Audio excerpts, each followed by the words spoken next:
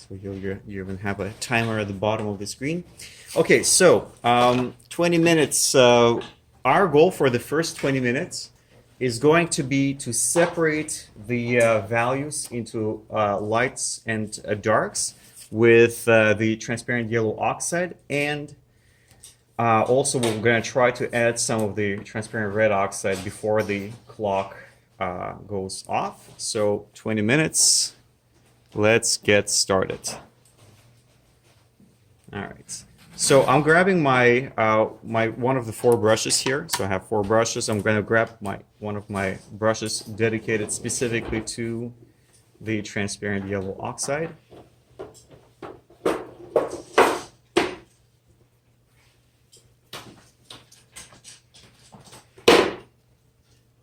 So the first thing I'm marking is the general composition, so the shape of the head, just like you see it on the screen. So I'm going to mark the top, I'm going to mark the bottom, and I want to make sure that the head looks pretty good on the page. So I want to make sure that my drawing is not too small or too big. So the first thing we want to spend time on is going to be our composition. So this looks pretty good. So now, still using transparent yellow oxide, we're going to get into the separation of the shapes of the light and the shadows. Now, from my angle, the biggest separation in light and shadow is going to be the side of the head versus the front part of the head. So I'm going to simply separate the entire side of the head, the entire light on the side of the head. And while at it, I'm actually going to just fill it in. The same thing with the neck. So under the neck, there is, rather under the chin, the whole neck is in the shadow. So we'll fill that in. Then the other large shadow shapes are going to be the eye sockets. You have those very clearly defined shapes of shadows around the eyes. This. And like this.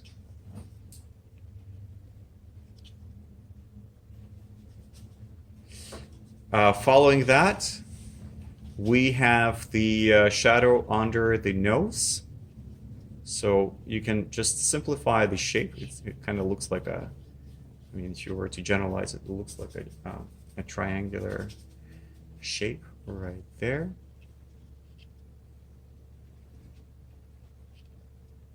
And then we have the upper lip with a bit of a mustache that is in the shadow as well.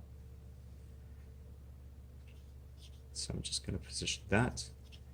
And the shadow under the lower lip, right here. Okay. So now the first thing that we're going to revise is we're going to make sure that the rotation of the head, regardless of which angle you're looking at the model, you want to make sure that the rotation of the head is accurately described.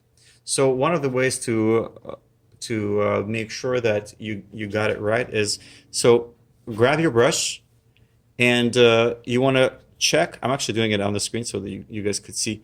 You see, I'm taking the side of the of this from this kind of eye to the side of the face, and then I'm going to check the same measurement here.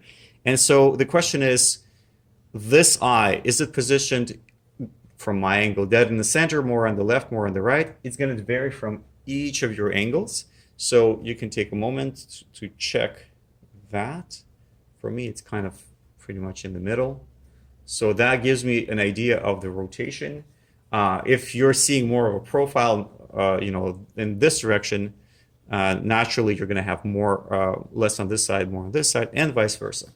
So using one of the eyes and measuring the distance between both is a good practice to find exactly the angle or the rotation of the head. Now, another thing is that for those of you who are seated, I'm sitting, you're standing, we're gonna see the elevation of the head on different angle. So in order to define the elevation accurately, one of the things we can do is just check how is the ear aligned with the eye or the eyebrow. And from my angle, his ear, the upper part of his ear and his pupil are pretty much aligned, which will give us the illusion of looking slightly from below. And then let's just check the alignment of the lower part of the ear. And I see that the bottom of the mustache and the bottom of the ear should be roughly aligned. So that is from my angle. It might vary a little bit for you guys, but overall that will give you a pretty good starting points. Okay, so now that we got our basics down and covered the shapes right here, I'm gonna go over now. The good thing with transparent yellow oxide is that over the gray background, it's barely showing. So you can move the paint around. You can literally push the oil around the painting by getting some parts more transparent, and then some parts you can put a bit more paint so that your lines would be darker, just the way you see it in the video. Okay. Next thing we're going to check. So let's check the angle of the eyes. So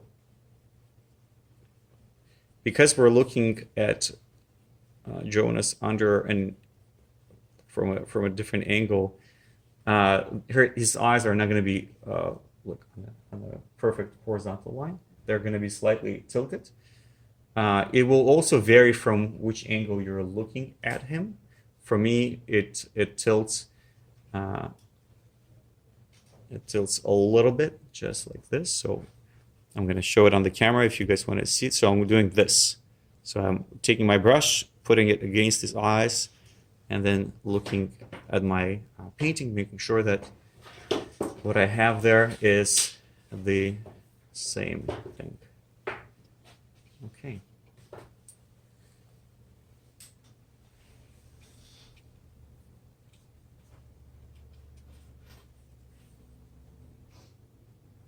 So now I'm gonna put my brush with yellow oxide aside, and I'm going to introduce a second brush.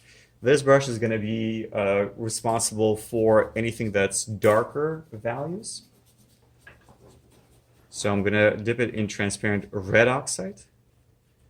And I'm going to go over the drawing that I've already established, and I'm gonna confirm the parts of the drawing that I think are in the right spot.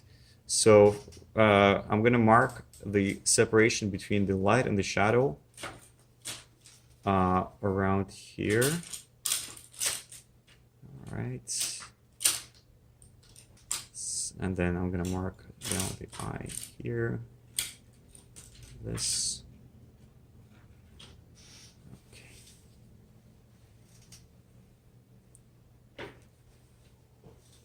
So this should feel like, oftentimes I compare, if you were making an ink drawing and if your first draft would be done with an H pencil, this is kind of the part we're at.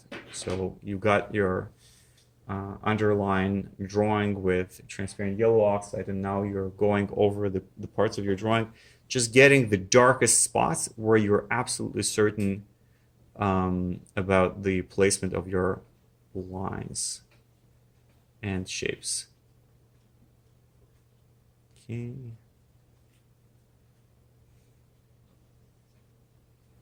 So I'm going to revise the outline. Another thing you'll notice is that so when you're applying the transparent yellow oxide, the paint might feel a little stiff. That's normal. However, as you're applying the transparent red oxide over the freshly laid down oil over the transparent yellow oxide, you'll feel that your oil just goes on really, really nicely and very smoothly. And that's how it should feel. So you just cover the lines over the previous layers of paint, which will also do a bit of a cleanup of your lines. All right.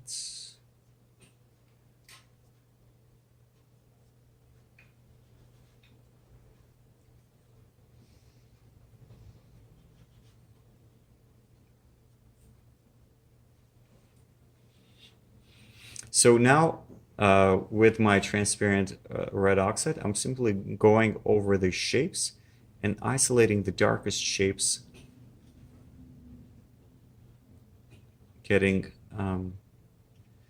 I'm creating a separation between everything that's mid-tone and light from darks, and then inside the darks I'm getting the darker darks.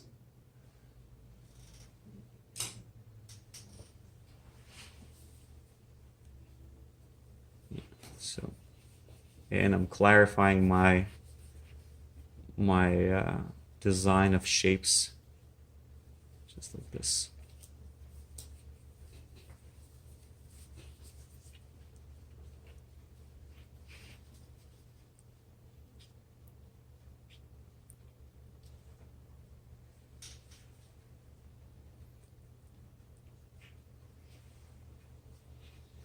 Okay, so this at this point gives me a general idea of how my painting should look. I'm also going to take the opportunity to start stretching my values, even as early as this. Having a dark background is very advantageous in this case, because we can cover it for now using just transparent red oxide, just to separate our outline, just like that.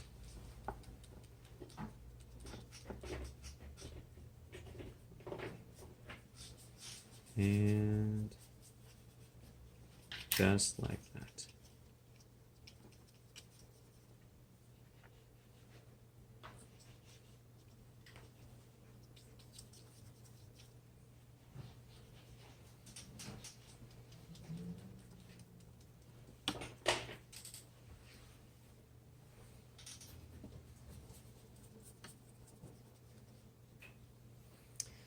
So now the next step is going to be for us to connect our darkest spots in the painting with the values that would be closest to the values represented by the transparent yellow oxide. So I'm actually going to take my transparent yellow oxide and go over some of the lines that I've left here, and I'm going to create a smoother connection between those darker lines with the transparent yellow oxide. So for example, something like this here. So the transparent yellow and red oxide right now, they're serving as placeholders more than the actual colors that we're going to end up with. They just allow us to quickly establish the drawing, and most importantly, the value structure. Okay. Do you mind repeating what you just said, Alex? About? At the beginning, when we want to blend, kind of like blend the yellow oxide and the red. Yes, right. So the question is, when we at the step where we're going, we completed our first round with transparent red oxide. We want to go back to our transparent yellow oxide, and rather than having complete separate layers of reds and yellows, we want there to be a transition, a softer transition in between both. So I'll give you an example. The line that separates the light and shadow, like the line right in here, naturally it is it feels more defined. However, it's never a sharp line in our painting. It's always a question of transition, and some transitions are faster, some transitions are slower, In this case, there's no need for us to just leave a very rough line. We can kind of slowly connect it with the rest of the shadow. So that's what I'm doing in here. Same thing, for example, we have the, on our side, the left eye, and on his side, it would be his right eye. So if we have this dark eye in here, rather than just leaving the lines, we want to connect these lines with the shape. So there you go. Okay, I hope that clarified my point. So if you guys are following the instructions, are not advancing as fast, it's fine. I'm gonna after those 20 minutes, I'm gonna walk around, help you guys catch up, and then once everybody catches up, we're gonna continue with the next step. I just want to make sure that those steps make sense and they're very clear. So, for instance, at the beginning, there is a reason why we started with very, very simple coverage of the drawing, establishing the composition, because you don't want to waste part of your paper on nothing. You want to make sure that the way you cover your page is not an accident. It's more of a conscious decision. I mean, it's okay if you decide to leave a lot of space around the portrait, as long as it was a conscious decision rather than it just happened because it just happened. So the next thing is that we divided the brushes for now in two. One of the things that slows us down a lot in painting is mixing colors. And now dedicating each brush per value prevents us getting muddiness in our painting. Throughout the process, we're going to be using at least 4 brushes, and then sometimes I add 5th and 6th brush if, let's say, my background is completely different in terms of the color, if I'm using some green background or bright blue background. So rather than wasting time on cleaning brushes and then mixing colors, you're trying to organize your brushes that are designated to a limited range of values and hues. So that being said, I'm just quickly going to revise a few parts of my drawing, and then I'm going to come give you guys feedback to make sure that you are following. Okay.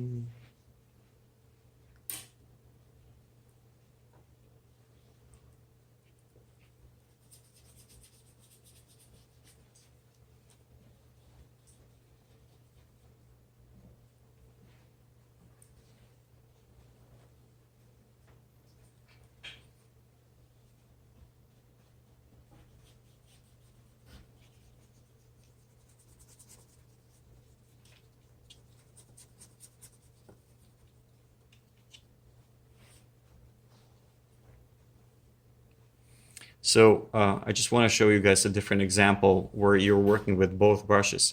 So I just marked the entire shadow shape in the chin, but naturally the neck and the chin are separated. So here I'm going to gradually introduce the transparent red oxide with my separate brush. However, because it's not just a separate line, it's just part of the painting. So we're going to be going back and forth, connecting that line. And I'm going to try to read the transition. So, for example, is it a sharp line? Is it a soft line? And naturally, because it's in the dark, there's no, you won't have that many dark, sharp lines whenever you deal with shadows.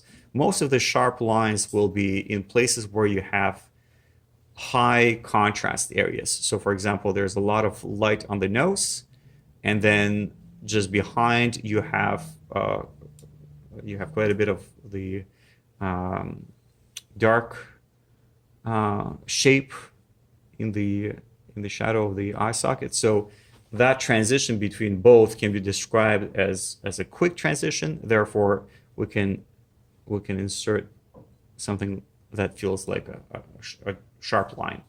Whereas in an area like here under the neck, there's no need for us to keep any sharpness. Keep in mind that sharpness is generally more like a luxury to have in painting. You want to reserve the sharp parts of the painting for areas where you want your viewer to look. So for example, in this case, I would explore the sharpness around the eye area, the nose, but definitely not around, areas like the neck or somewhere around the hair.